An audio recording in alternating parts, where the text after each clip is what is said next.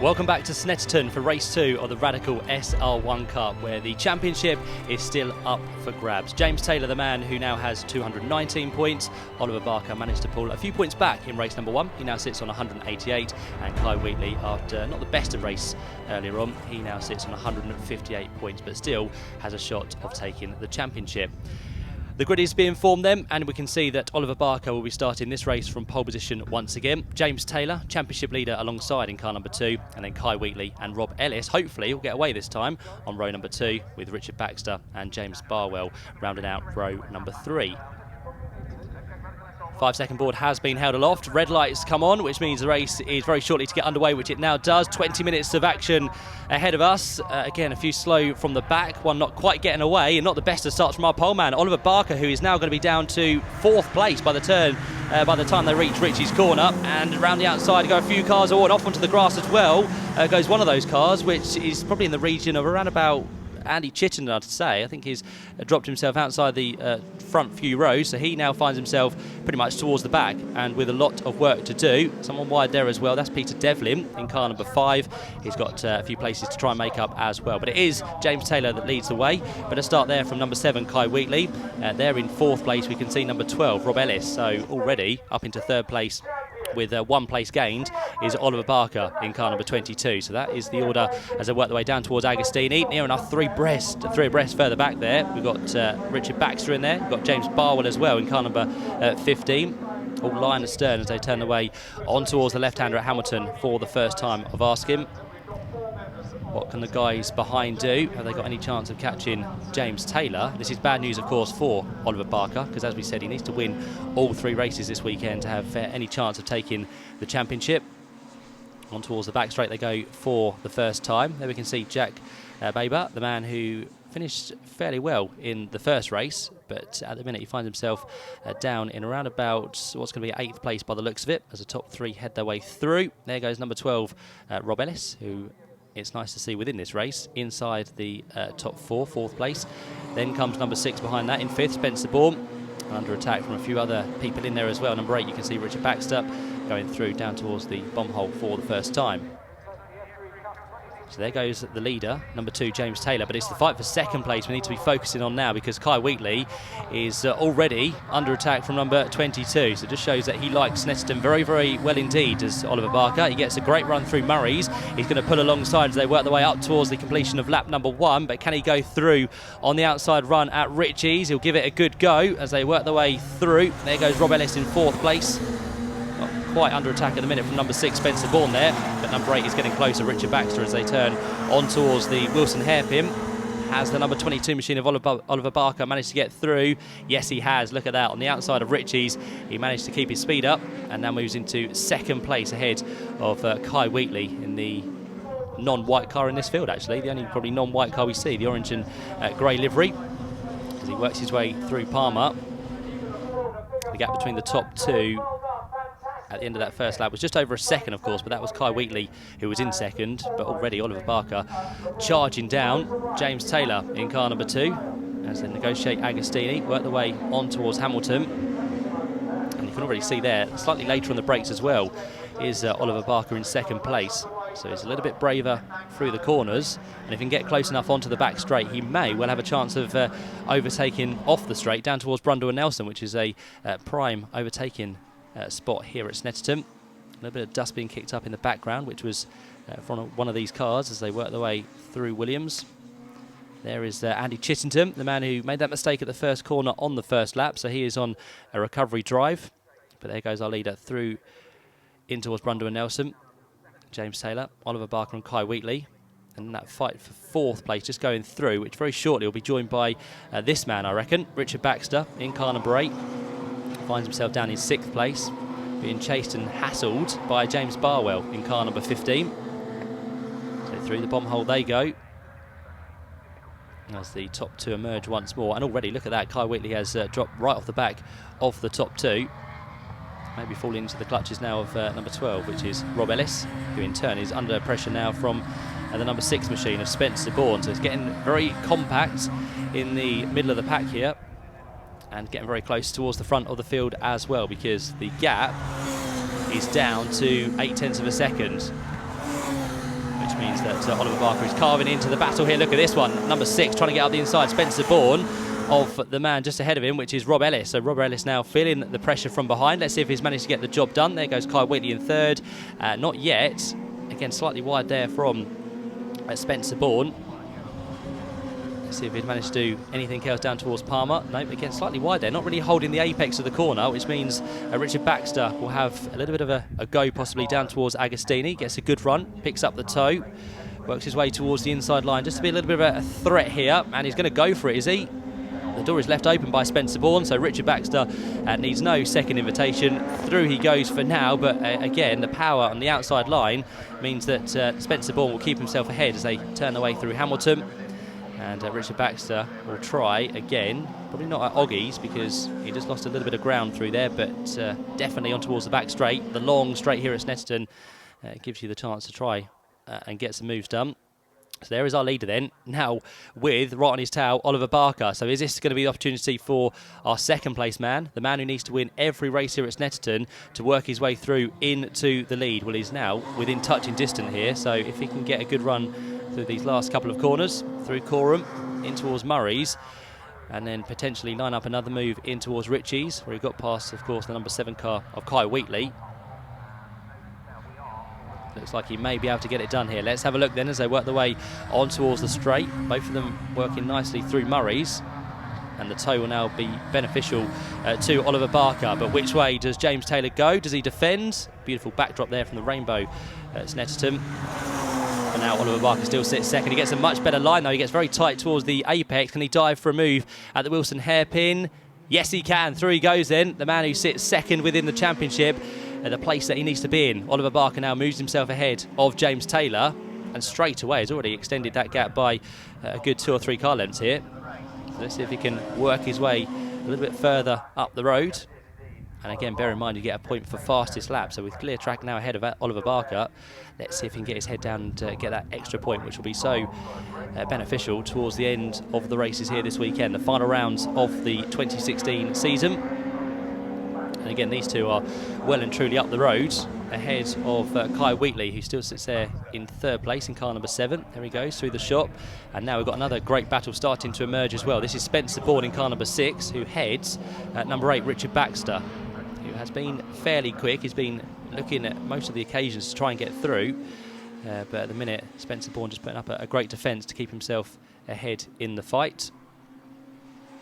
So through again Williams they go, on towards the back straight. I wouldn't say that Richard Baxter is close enough there to get a move done at Brundle and Nelson, but we might be surprised to see if he can make a really big lunge at the end of the straight. Well, he's looking, you can see behind, in fact, the battle that we can focus on as well there, which is between number 15, the car which is of James Barwell, just being passed there, in fact, by Andy Chittenden, who is still on his recovery drive through the field. And to be fair to him, he may get himself inside the top 5 before too much longer, because he's now got these 3 or 4 cars just up the road. So if he can get his head down as well, pull away from James Barwell, he's got a real potential to get himself a little bit higher within this race as they turn their way in towards Murray's once more. Although James Barwell is not letting him get away, and coming into the mix now is a spinning number 11, which is Jack Barber, who goes round. He gets himself back in the right direction. He looks down at the steering wheel. He's quite unhappy with himself as well, which I think he should be after that slight mistake through Murray's, as he was right with those 2 cars ahead. But now it's going to be a long, long way adrift as they work their way across the line once more. Still focused on our third place man, which is Kai Wheatley, and here comes another great battle between Rob Ellis and the number 6 machine of Spencer Bourne. He near enough pushed Rob through the corner there, and in doing so he's going to be under attack from Richard Baxter as they work their way down towards Palmer. Richard is on the inside line. Does he get through? Nope. He's going to be the one who gets undone, but then running wide and kicking up the dust and picking up the dirt on the tyres is Spencer Bourne. So in the end he does lose the place, and he may lose 2 here, because here comes Andy Chittenden down the inside line, and that is easy pickings for Andy, just to swoop through, get the place away. And now he moves himself through the order and will be in what's going to be 7th place by the looks of it. Oh, and what a shame there, number 11, Jack Barber, again making another mistake, not on the same lap, but 2 corners later up at the Wilson hairpin.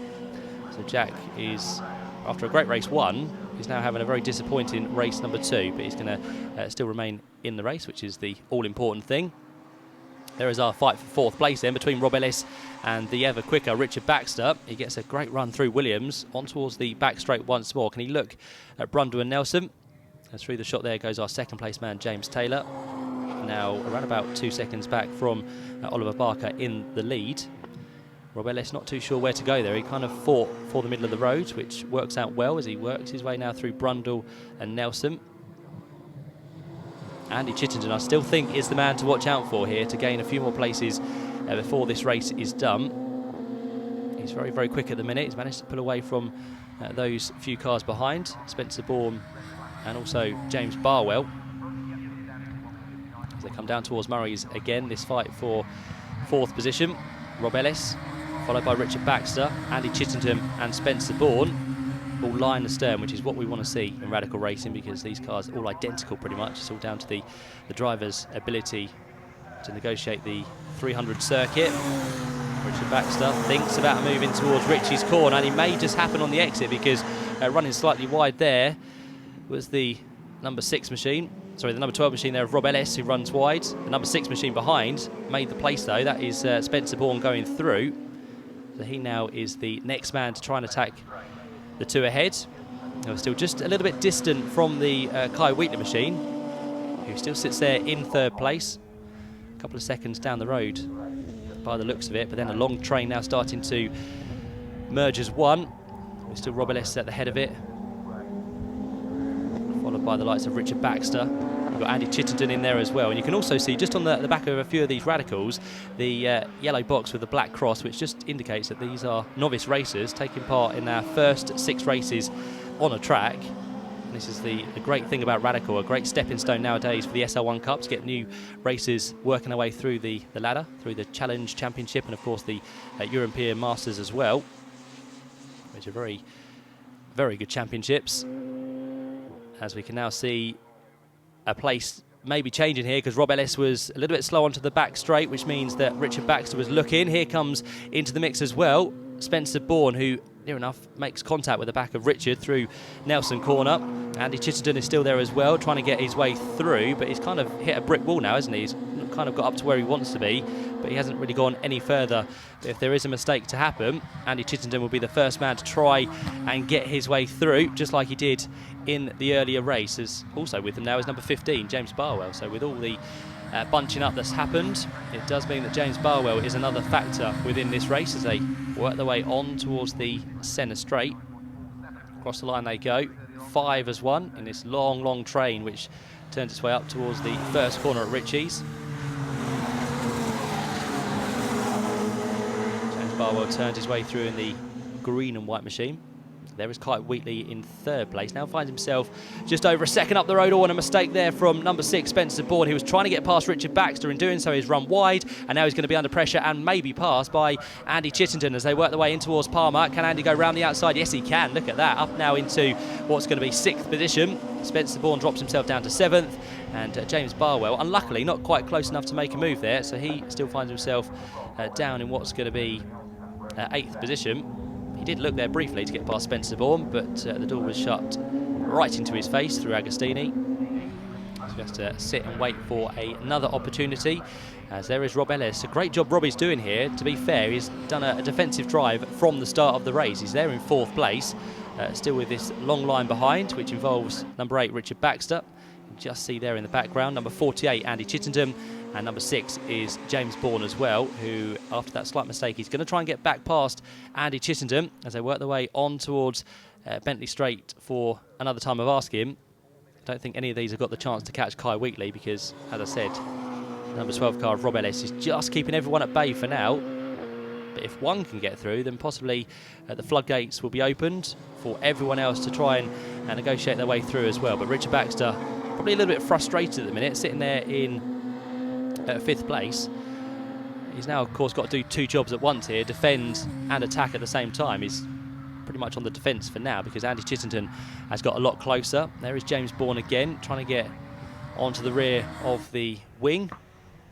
As through now goes our 2nd place man. There's James Taylor, who sits what's going to be around about 11 seconds adrift of the leader. So again, Oliver Barker has managed to open up a substantial margin over the rest of the field, which is good news for him, which means if he stays where he is, we'll gain a massive 40 points. to his championship chase to try and catch up and pass James Taylor before the end of the weekend. There is Rob Ellis still there in 4th position. On his tail, Richard Baxter in car number 8. And it looks like they've just fallen back now from our 3rd place man, Kai Wheatley, in car number 7. That orange and silver machine that works its way down towards Agostini. You've got Andy Chittenden still just a watching brief at the minute, just waiting to see if there's another mistake which evolved in race number 1. If there is, of course, he'll be the first man to try and leap through and get himself up inside the top 5. And of course, still on that tail is the number 6 machine of Spencer Bourne, and also in there as well, number 15 is the car of James Barwell. So down through Oggies they go once again, all in a long line at the minute. Let's see if Richard Baxter can get a good run onto the Bentley straight here. That's the prime position to try and be in, but of course you need to make Williams work to have a chance of trying a move down at Brundle first off, the old S's, and then of course Nelson. But in fact, Andy Chittenden's got the better run. He's going to try and go for the inside line of Richard Baxter. They're going to be side by side, hopefully with no contact as they turn their way through. Let's see how that re-emerges. It's still going to be Baxter ahead of Chittenden, but a great chance there for Chittenden to try and get himself up on the last few laps, which we are now of course onto the last lap. So Oliver Barker again with this 18-second lead onto the last lap. He's looking comfortable. If he can just keep the 4 wheels on the tarmac, he should bring it to the checker flag as our race winner for the 2nd time this weekend. There is Spencer Bourne still trying to get himself past Andy Chittenden as they now encroach on the last lap, but they've just strung themselves out as they head their way up in towards Ritchie's corner. Kai Wheatley may have been caught as well towards the end of this race. The gap is down to just over a second. So let's see if Rob Ellis now, who has just shaken off the attentions of Richard Baxter, can he do anything about Kai Wheatley and get himself onto the podium in this 2nd race of the weekend. So the fight for 3rd on backwards turns its way down towards Palmer. And the leaders, I'm sure, already halfway round this last lap now, or the leader on his own, of course, Oliver Barker. Another sterling job. And just as I said, Rob Ellis was looking to attack. Here comes Andy Chittenden for an attack as well. Richard Baxter is in there as well, trying to get his way through.